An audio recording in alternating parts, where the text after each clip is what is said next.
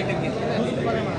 दूध उत्पादक शेतकऱ्यांच्या संकलन करणाऱ्या चेअरमनच्या ज्या अडीअडचणी आपल्या पंढरपूर मंगळवेढा मतदारसंघामध्ये मला गेल्या 6 महिन्याखाली दिसून आलेल्या त्या अडीअडचणी आज अधिवेशन चालू आहे. अधिवेशनामध्ये सर्व दूध उत्पादकाच्या अडचणी जाणून घेऊन त्या निमित्तानं आपल्या या सरकारमध्ये माननीय मुख्यमंत्री उपमुख्यमंत्री महोदयांच्या आणि दुग्ध विकास मंत्री विखे साहेबांच्या कानावर घालून या दुग्ध विकासाच्या अडचणी त्या लवकरात लवकर आपण सोडवल्या पाहिजेत. कारण आचारसंहिता मागच्या जवळजवळ 26 मार्चला त्याची कट ऑफ जी अपलोड करायची होती ती कट ऑफ डेट होती. त्यानंतर आचारसंहिता लागली आणि आचारसंहिता लागल्यानंतर गेल्या 3-4 महिन्यात शेतकऱ्यांना दूध उत्पादक शेतकऱ्यांना जो नाहक त्रास झाला. कारण आता आचारसंहिता उठले एकतर त्या पोर्टलवर जे कट ऑफ डेट होती ती कट ऑफ डेट वाढवून त्या पोर्टलवर जास्तीत जास्त दूध उत्पादक शेतकऱ्यांना परत एकदा अपलोड करून शेतकऱ्यांना दुधाला 5 रुपये अनुदान मिळालं पाहिजे ही प्रामुख्याने मागणी या निमित्तानं होती. 100% या सरकारमध्ये आता उद्याच्या याच्यामध्ये माननीय मुख्यमंत्री उपमुख्यमंत्र्यांनी पॉझिटिव्ह निर्णय याच्यावरती घेतले.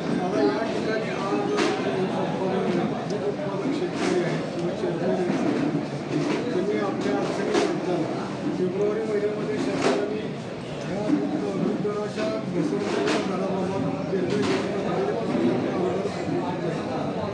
त्याची अंमलबजावणी होताना या ठिकाणी पुढं आहे.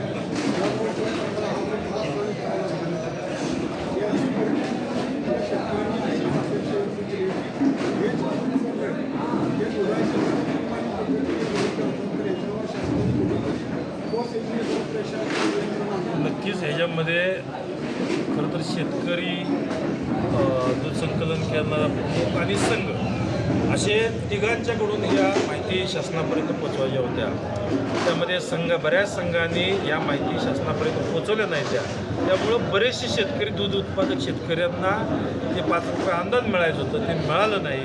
बऱ्याचशा टेक्निकली त्रुटीसुद्धा होत्या. आधार कार्ड किंवा जे टॅगिंग करतो आहे त्या टॅगिंगचा त्यांच्या मोबाईलचा नंबरसुद्धा त्या निमित्तानं एकत्रित पाहिजे होता. आता या निमित्तानं मी अजून एक उदाहरण द्यायचं म्हटलं तर बरेचसे शेतकऱ्यांना ते OTP यावं लागतं त्या टॅगिंग करताना. ते OTP आला तरी बी शेतकरी म्हणायचे म्हणजे आपल्या एक OTP आहे का असं वाटायचं. कारण प्रत्येक जनावराला ज्यावेळेला 1962च्या त्या ॲपला जर अपलोड करत असताना त्याला OTP येतो. तो OTP शेतकरी प्रत्येक जनावराला करायचा होता. तो OTP शेतकऱ्याने जर नाही दिला तर ते अपलोड होत नसतं. नुसतं टॅगिंग करून चालत नव्हतं तर ते परिपूर्ण टॅगिंग होत नव्हतं. ते टॅगिंग झाल्यानंतर परत आपल्याला ते दूध संकलनवाला अपलोड करावं लागतं. दूध संकलनाने प्रमुखाने अपलोड केल्यानंतर परत संघाकडे ती माहिती जाते. त्यांच्या दुधाची तिथं मॅच होऊन संघ परत शासनाकडे ती माहिती पाठवते. यामध्ये बऱ्याचशा त्रुटी संघ दूध संकलनचे चेअरमन आणि शेतकरी हे सगळे तिन्ही गोष्टीमध्ये बऱ्याचशा त्रुटी राहत होत्या. त्या त्रुटी आता शेतकरी आणि सगळ्यांना बऱ्यापैकी समजलेल्या आहेत. आता मुदत वाढवली तर जास्तीत जास्त शेतकऱ्यांना याचा अनुदानाचा लाभ 100% होईल.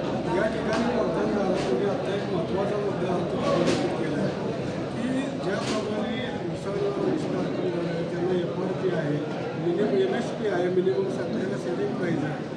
तर या दूध उत्पादक ज्या संस्था आहेत खाजगी संघाच्या बहुतांशाने संकलन आता मोठ्या प्रमाणात करू लागलेले आहेत. तर या संस्था संघांवर खाजगी संघावर मानसिक बंधन नाही.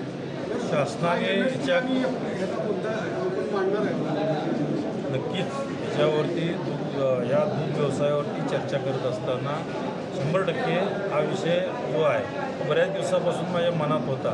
पण आज या निमित्तानं व्यक्त झालं की जसं कारखान्याला साखर आयुक्त कंट्रोल करतं महाराष्ट्रामध्ये तशा पद्धतीनं या महाराष्ट्रामध्ये दुग्ध व्यवसायामध्ये आयुक्ताने कंट्रोल करून जसं उसाला शेतकऱ्यांना जो भाव दिला जातो दिला का नाही दिला तर पुढच्या वर्षी त्याचा गाळप परवाना देत नाहीत. अशा पद्धतीनं शेतकऱ्यांनासुद्धा वेळेवर पैसे मिळालेत का किंवा त्यांना योग्य पैसे मिळतात का यासाठी सुद्धा शासन दरबारी आत्तापर्यंत याच्यावरती विचार नव्हता. परंतु हा विचार माननीय मुख्यमंत्री माननीय उपमुख्यमंत्री यांच्याशी बोलून हा विषय 100% आपण मार्गी. एक महत्त्वाचा प्रश्न झाला की जे खाजगी संघ आहेत किंवा मोठे मोठे सहकारी संघ आहेत त्यांच्याकडून स्थानिक प्रतिनिधी छोट्या प्रमाणात उत्पादन करणारे जे उत्पादक आहेत त्यांच्या अडचणी निर्माण केल्या आता इथं बोलताना सांगितलं की तालुका पातळीवरील दूध संघ अस्तित्वात येणं पुन्हा गरजेचं आहे.